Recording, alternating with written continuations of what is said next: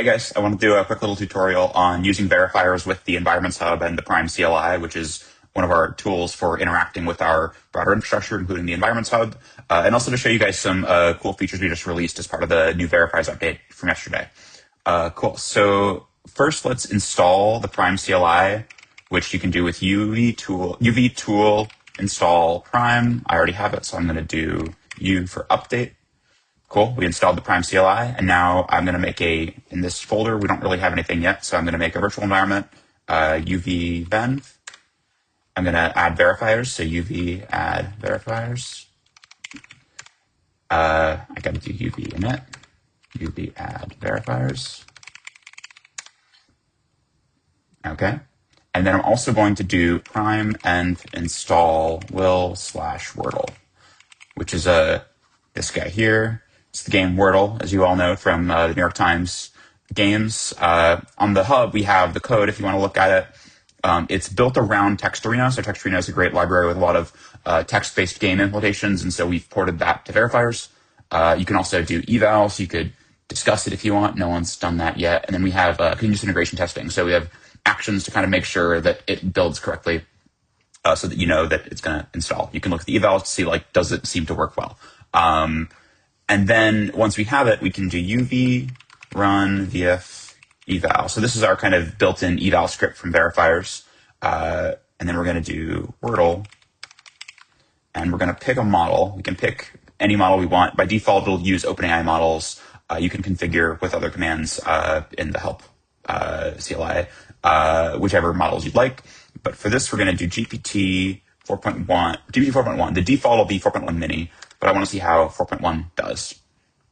Cool. So we're going to run this, and what it'll be doing is it's using verifiers to kind of orchestrate a number of rollouts. By default, it'll be doing 5 different kind of prompts or prompt inputs. Like in this case, it's hidden words from Wordle.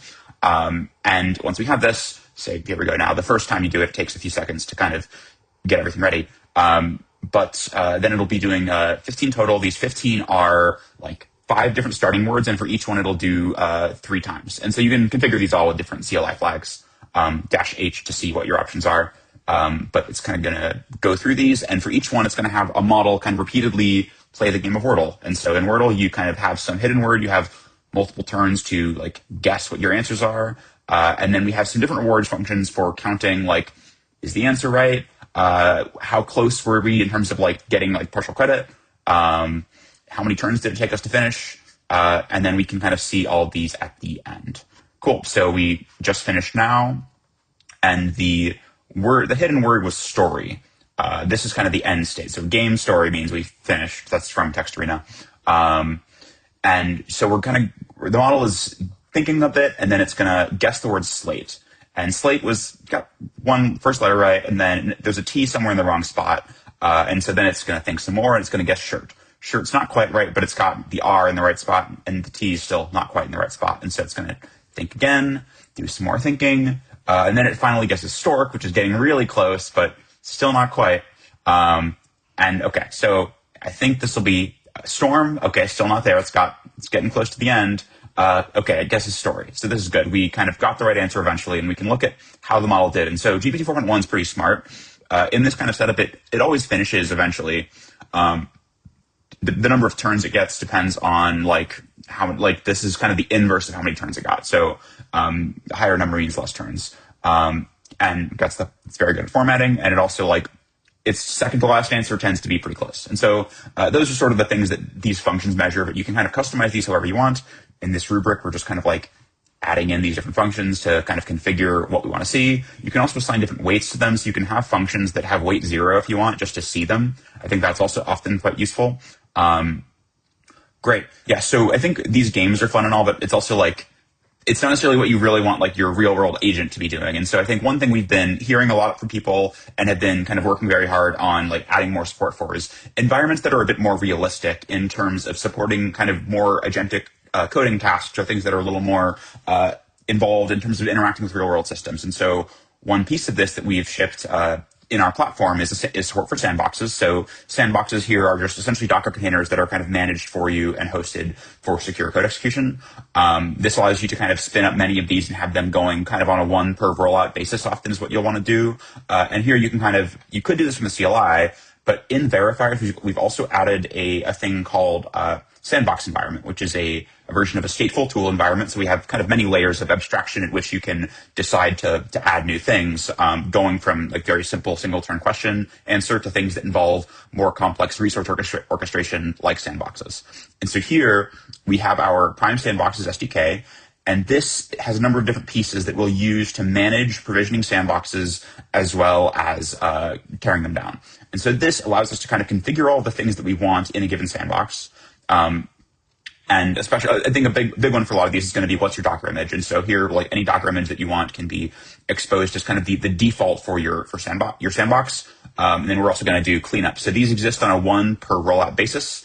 And what we'll do is we'll expose this to the model by giving it a bash tool. And so the default is that the model sees that it has a bash tool, and this tool lets it run shell commands in the sandbox. And you can build whatever you want on top of this. You can kind of have things ready to go in there. You can do things for having your reward functions be pulled from your sandbox. And we kind of manage the ID associated with the sandbox outside of the role. So the model doesn't need to think about like which sandbox is it in or what's the sandbox ID. Like the environment can handle this and kind of keep it abstract while still exposing a nice simple bash tool to the model. And so a lot of this is functionality for kind of managing that. And the way that we provision these is these are done on a per rollout basis at the start of the rollout, in parallel with the model's first turn of response. So we can overlap the boot up for the sandbox, which is like a couple seconds usually, with the first thinking turn to make it essentially completely hidden. And so here what we're going to do is we can take this and build stuff on top of it. So one, I think, useful example beyond just a terminal is giving the model the ability to essentially have a Jupyter notebook. And so here we've created Python environment, which is also included with verifiers as a default way to have your model do work in a Python environment that's pre-configured to essentially be like Jupyter. And the sandbox manages this behind the scenes for you. So the model doesn't have to think about like running IPython. It just sees it has a Python tool, and the feedback loop it gets from this Python tool is in the form of IPython commands. Cool. And so one application of this that I think is a good demonstration is just giving the model this Python tool to use as a calculator, essentially, or sandbox for doing math problems. And so Math Python is this environment that is a kind of a simple demonstration of this. And we can install this, which is it's also on the Environments Hub.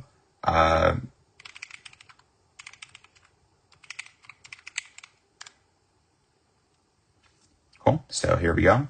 Now that we've installed Math Python, we can do uv run vf eval math Python. And we're going to do GPT 4.1 again, yeah. But we can pick whatever model we want.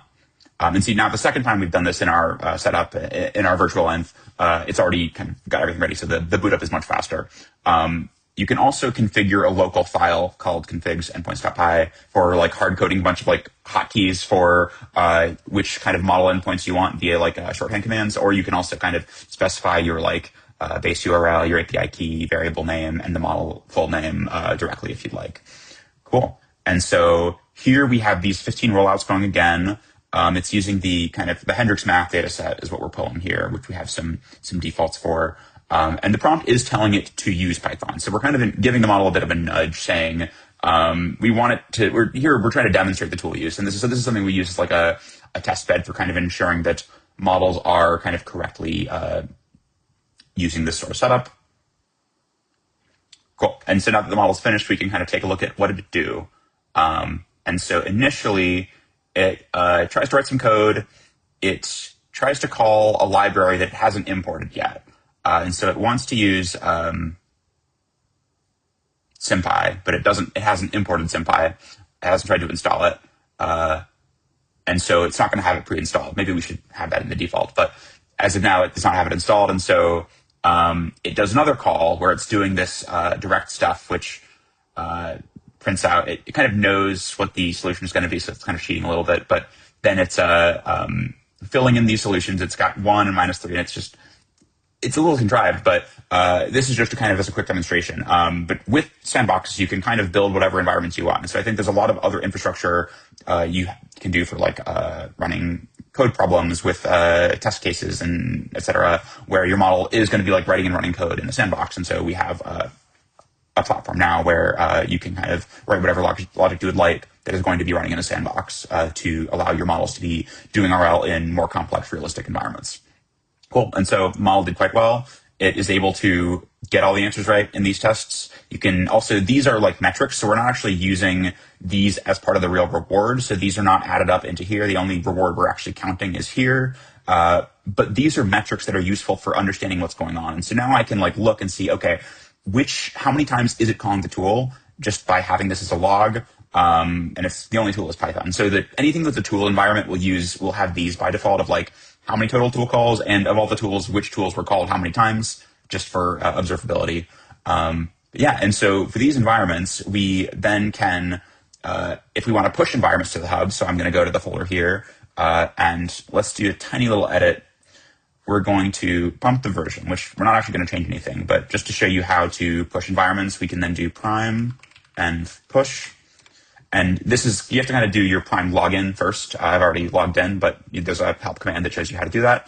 And if you do prime and push in this directory, it packages it, it bundles it as a Python project, and it pushes it to the hub. And so here in the environments hub, we could go back and look for math, Python. And here I've been doing it under the Prime Intellect account, so we have 2 copies of this. But I can see less than a minute ago, it just saw the push, and it did a build, and it was a successful integration test where it knows that it can be loaded and built correctly. So that's kind of some other good kind of observation for being able to tell which environments are functioning, which ones depend on which versions, so that like as you're building up kind of your training stacks and like mixing and matching different environments, you can kind of have some observability into like which other ones out in the wild that other people have built might be useful for you. Awesome. Thanks for listening. I hope to do more of these little videos. I want to do some about training soon. So we have a number of different trainers that we support, and we're also working on a few more integrations, but super excited to see what you guys build with this stuff. Awesome work with everything that everyone's been adding to the environment sub so far. We have quite the growing collection of environments that people have built, and there's more every day, and it's been kind of super exciting to see. So thanks a bunch for everyone's awesome work and for giving us great feedback along the way, and just getting started. Awesome. Thanks.